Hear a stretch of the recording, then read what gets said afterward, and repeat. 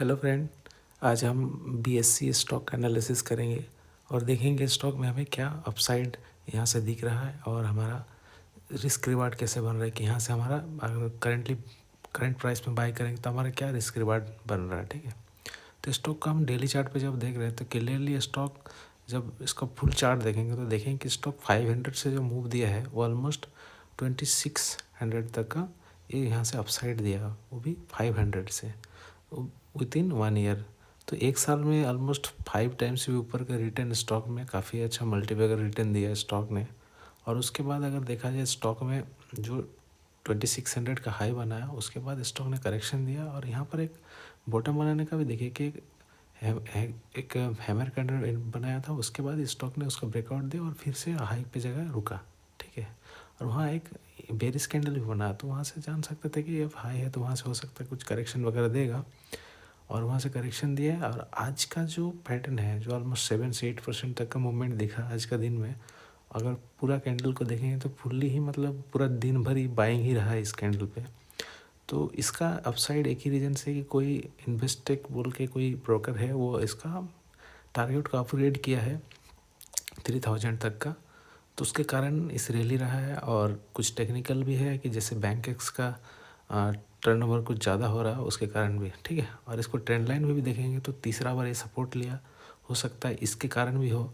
But अगर हम इसको अगला एनालिसिस पे करें, मूविंग एवरेज को भी लेंगे तो मूविंग एवरेज में देख रहे हैं कि मूविंग एवरेज के हिसाब से तो कोई हुआ नहीं। जब यहाँ 100 डे का मूविंग एवरेज टूटा रहा तो वहीं से काफ़ी ज़्यादा सेलिंग भी हुआ और सब मूविंग एवरेज वहीं पर बैंड हो रहा है।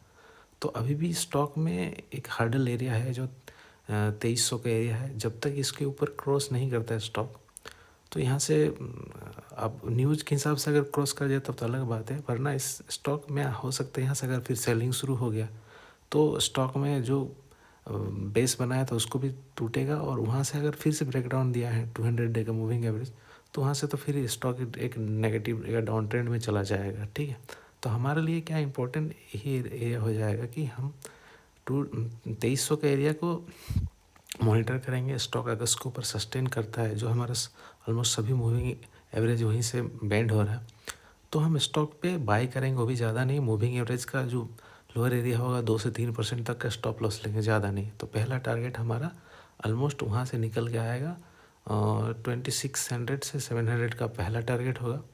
ठीक है, और सेकेंड टारगेट होगा आपका यहाँ से ऑलमोस्ट 3000 का यहाँ से। ठीक है, सेकेंड टारगेट सब ये स्विंग बेसिस पे ही है। अब 1 डे में होगा तो न्यूज़ बेसिस में ही हो सकता है, बट ये सब स्विंग ट्रेड का है। तो पहला टारगेट जो करंट प्राइस से भी देखेंगे तो ऑलमोस्ट 14% तक का, और अगर एक ट्रेंड लाइन को बेस में लेंगे तो वहाँ से स्टॉप लॉस भी आपका 14% होगा। इसलिए मैं इसीलिए बोल रहा हूँ कि अगर मूविंग एवरेज के ऊपर लेंगे तभी हमारा स्टॉप लॉस छोटा होगा। ठीक है, और सेकेंड टारगेट यहाँ से अगर देखेंगे तो जो 3000 का होगा वो परसेंटेज बेसिस पे यहाँ से लगभग 30% तक का है यहाँ से सेकेंड टारगेट। और उसके बाद थर्ड टारगेट आपका यहाँ से हो जाएगा 60% तक। ऑफ साइड तो काफ़ी अच्छा है, बस एक बार स्टॉक को बुलिश होना है, वो भी 2300 के ऊपर। ठीक है, ये इस एरिया को जब तक ये क्रॉस नहीं करता स्टॉक में अभी भी बुलिशनेस नहीं होगा क्योंकि सभी मूविंग एवरेज एरिया वहीं पर है। ठीक है, मूविंग एवरेज के हिसाब से। ठीक है, तो ये एरिया हमारे काफ़ी वॉच करने वाला एरिया है। बस इसके ऊपर अगर स्टॉक सस्टेन करता है तो छोटा मोटा स्टॉप लॉस लेके हम बेट लगा ही सकते हैं। ठीक है, तो थैंक यू फ्रेंड। अगर मेरा वीडियो एनालिसिस अच्छा लगा तो चैनल को जरूर लाइक करिए, सब्सक्राइब करिए एंड शेयर करिए।